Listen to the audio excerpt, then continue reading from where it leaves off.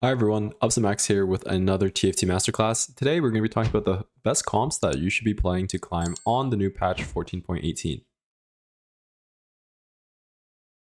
So let's get straight into it. The three comps that we'll be talking about today, you've definitely seen 5 Faerie Kalista Rakan. Then we're going to go on to the Honeymancy Lion, talk about the different ways to play that, and then finish off with Multistriker Hecarim, which is terrorizing the ladder right now. So these three comps are super good and highly recommend playing these in your games to get that well-earned LP. Okay, so the Faerie Kalista Rakan comp, this is essentially going to be a fast 8 comp, where most of the time you'll be leveling to 8 either on 4-2 or if you're super rich on 4-1 and sending it, and your two main units are going to be Kalista and Rakan. Of course, Kalista is going to be your main DPS 80 carry in the back, and Rakan is going to be your main tank in the front line. This is going to be a physical damage stall comp, and stall comp because we're going to be building either 1 or 2 Rage Blades in this composition, so the longer the fight goes, and if our front line is able to stay alive, the more damage we'll do, and the higher chance we have of winning that fight. It is best with a Faerie +1, however, we will never be, or ideally not be playing 7 Faerie, just because there are better units to play, and Faerie +1 still allows us to drop an ideal unit, and last but not least, this composition does require Ginsu's Rageblade and Sunder, so it is best if you have a bow or a rod start. Bow is a little bit better because bow is more contested, and then Sunder either through Last Whisper or even Shroud. Okay, so here are the two boards that you can play. Essentially, they're both 5 Faerie, and it's mainly dependent on whether or not you have Katarina items and also if you have Tahm Kench. So the top one here is the Chrono version, where the main difference is you're playing Jack/Camille. Obviously, Camille is better, but you might not always hit it on the level 8 roll down, plus Zillion, compared to the Arcana version, where you're not playing these Chrono units, and your other multi-striker is going to be a Kali, and then you can play a Tahm Kench over the Zillion. So essentially, the main differences, as I mentioned, is the Katarina and the Tahm Kench. So if you have Katarina items, or you slam them early, or you just have excess items on your Katarina, then you might want to play the Arcana version instead and give her 2 Warrior. However, if you don't have any items on Katarina, then you might as well play Chrono. It's more of a team-wide supportive trait, and it'll help your Rakan stay alive longer with the Preserver and the Chrono. So those are the two versions. I think both are fine. You're going to be leveling to 8 most of the time on 4-2 and rolling down for one of these two boards, depending on that condition I just talked about. The Kalista best in slot, you're going to be putting the Faerie Crown on her plus a Rage Blade, and then your third item is either going to be a Last Whisper, Gunblade, another Rage Blade, or Red Buff. These are all fine. It's just dependent on what you have or what you need. And for Rakan, you're going to be putting the armor onto him, plus a Warmogs. He scales extremely well with HP, not only from his ability, but also just from like Preserver, and Warmogs is a great item. And the third item will either be Redemption, Gargoyles, Vow, or Steadfast. In regards to positioning, it's pretty simple. You just want Rakan on the same side of Kalista so you don't get cheesed. You can solo frontline him if you have Gargoyles, but if you don't have Gargoyles, honestly, it's fine. It's just dependent on like matchups and also just how the enemy boards are positioned.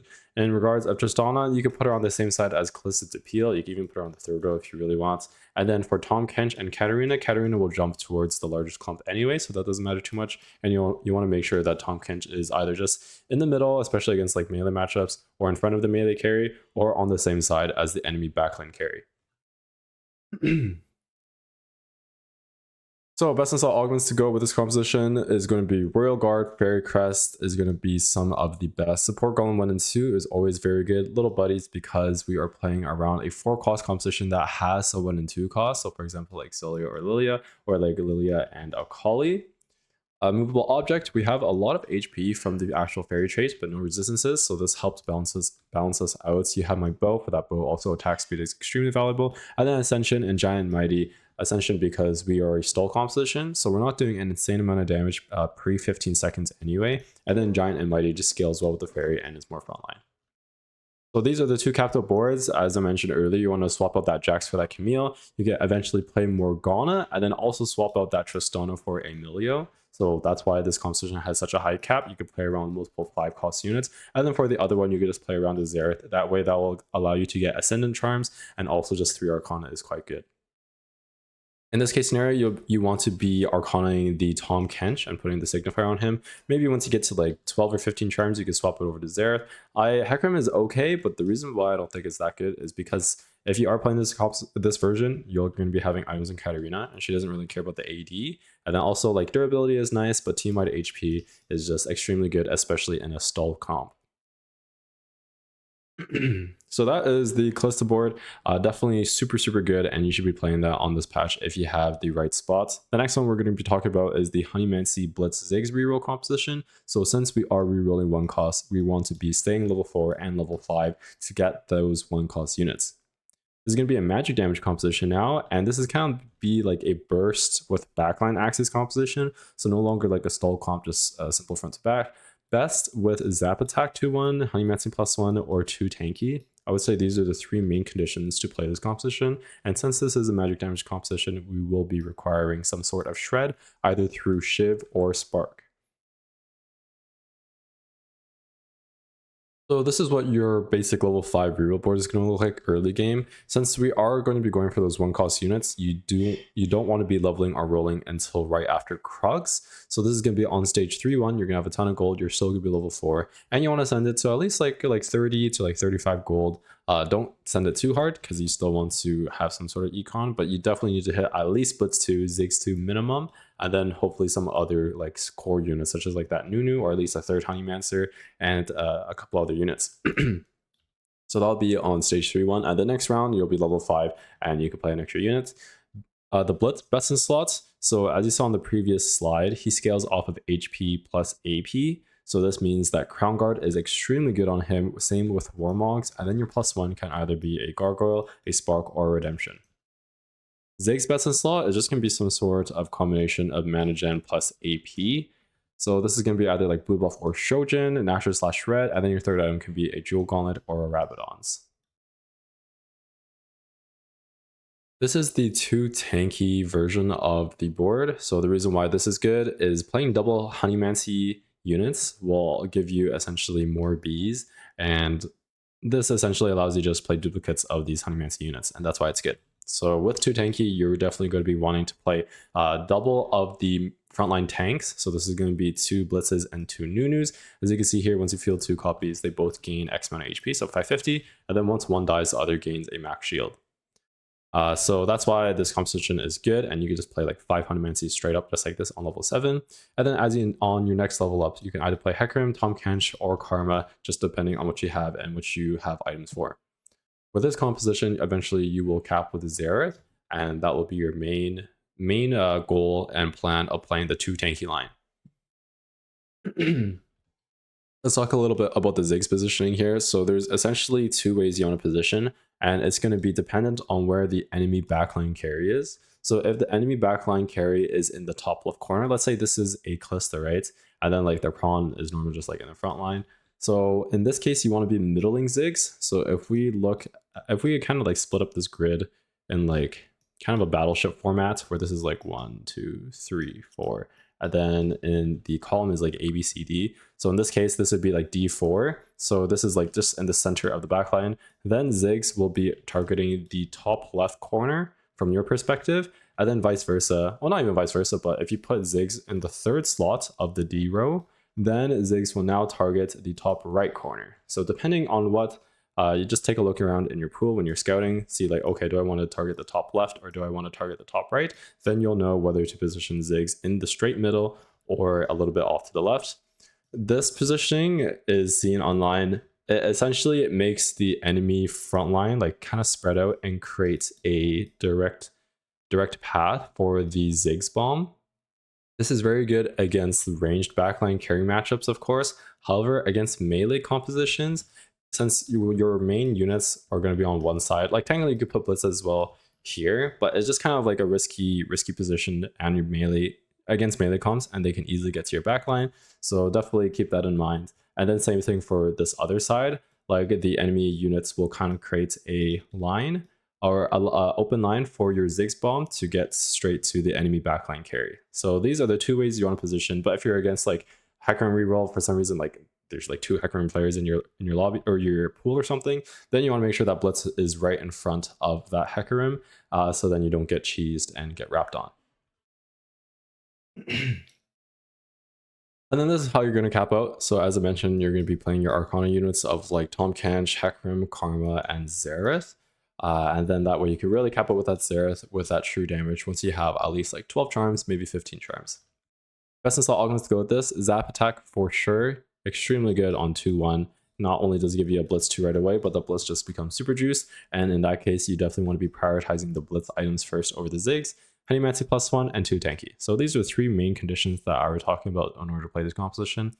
Beast Rends is also very good. You definitely play 5 Honeymancy with that. Portable Forge, just because Blitzcranks uses so many Forge items. For example, like Unending Despair, Forbidden Idol, Innervating Locket, Eternal Winter, even Anima Visage. These are all great. Support Golem, Prismatic Ticket to hit Spellcaster's Toolbox to put on the Ziggs. Extremely good on him, especially the Mana Zane. And then a couple other ones like Sweet Tooth, Big Gains, Magic Wand, Learn New Spell, and Component Buffet are all great as well. And then moving on to our final comp of the day is going to be the Hecarim Multistriker reroll composition. This is going to be a 3-cost reroll, which means that ideally we want to be staying on level 7. I say ideally, I'll talk about why this might not be the case in our games. This is going to be a physical damage, fast-paced burst comp where you really want Hecarim to be getting takedowns and just taking over the board. And this is best with Unleash the Beast on 2-1. With Unleash the Beast 2-1, you can hard force this composition and even just be stable on Hecarim 2. So what are you going to be doing? You're going to level to 7 on 3-5 or 4-1 and roll for this board. It essentially is just 5 Multistriker with an Arcana and a Shen. So Shen, very good. Not only does it give us Bastion and Pyro, the Tahm Kench will give us Arcana, and then in this case, you want to be Arcanaing the Hecarim instead of the Tahm Kench. Hecarim best in slots is going to be QS, BT +1. This is either be Titan, Sterix, or IE, just depending on what you have. If you have Unleash the Beast, then you want to be having 2 Sterix on your Hecarim plus a BT. And you can forego the Quicksilver because of the immunity you get from the Unleash the Beast augments from the Sterix. Your secondary carry is going to be a Kalista. So Kalista will use a Rage Blade +2. Ideally, in this composition, instead of going double Rage Blade, you just go Last Sorcerer plus red. And then same side, the Hecarim and the Kalista, so they're both attacking the same target. This will give you the Sunder that you require and the heal reduction that you require. As I mentioned, you want to Arcana Signifier on the Hecarim. One thing to note, Hecarim is, last time I checked, he was like the 7th most contested units in TFT, at least in Diamond Plus on NA, which means he can be very difficult to 3-star. So if there's like other Arcana players in the lobby or players just like holding Hecarims, even if they're just holding 3 copies, if at least like two different people are holding like a Hecarim 2, it can be very difficult to hit. So in this case, you could just level to 8, stay on Hecarim 2, and then play either like a Zereth or Chrono or like even a Nora, and this will increase your chances of hitting your Tahm Kench and Kalista as well. You have 2 ways to cap. If you have a Camille, then you can play 7 multi-striker, but 5 multis plus vertical Arcana is going to be stronger eventually. This is an example of what your final board can look like. So in this case, you can 3-star both Shen and Hecarim and then put your tank items on your Shen. This is, of course, if Hecarim is uncontested. Multi-striker +1, press the attack is extremely good. Unleash the Beast is probably the best on 2-1. Then you can hard force this composition. Portable Forge / Living Forge is quite good. Similar to Blitzcrank, Hecarim can use an insane amount of Ornn items. So this is like Prowler's Claw, Death's Defiance, Trinity Force, Silver Mirror Dawn. So these are all great. Radiant Refractor, as I mentioned in previous videos, this augment is extremely good when you're looking to 3-star a hyper carry. So it's less good in just like your generic 2-star 4-cost compositions. However, when you're going for a 3-star, then this Radiant Refractor is extremely good and turns them from a hyper carry to like a hyper carry. So in this case, you want to be Radiant BT on your Hecarim, and then Keeper's 1+2 for melee composition and support Golem to try to hit that Banshee's Veil, and then you can forego this Quicksilver and build the different items and just go like BT Titan Sterix or BT IE Sterix, and it basically allows you to have a 4-item Hecarim. So that has been everything for today. I'll do a quick recap and then a Q&A for those who are watching this live. So today we talked about 3 comps to play on the new patch. Faerie, Kalista, Rakan is going to be your default AD composition, level 8. You can play this if you have, or you should play this if you have no general direction early except for just items, so like bow or a rod, and then preferably some like Econ Augment 2-1 to really help you get to that spot. Honeymancy, Blitz, and Ziggs is more of a niche setup where you want to be having some sort of 2-1 direction that will tailor your game into that composition. So like 2 tanky, Zap Attack obviously, or like Honeymancy +1. And then Multi-Striker, Hecarim reroll, extremely good, especially if you have that 2-1 Unleash the Beast. If you hit Hecarim 3, you're in an extremely good spot, but if it is contested, then do not stay level 7 and keep rerolling. Push that level 8, get a better unit in on your 8th slot, and then this will help you also hit that Tahm Kench 2 and Kalista 2. So that has been everything for today. Thank you so much for watching. Make sure to subscribe and follow me on my socials in the description. Have a great day, and I will see you all next week.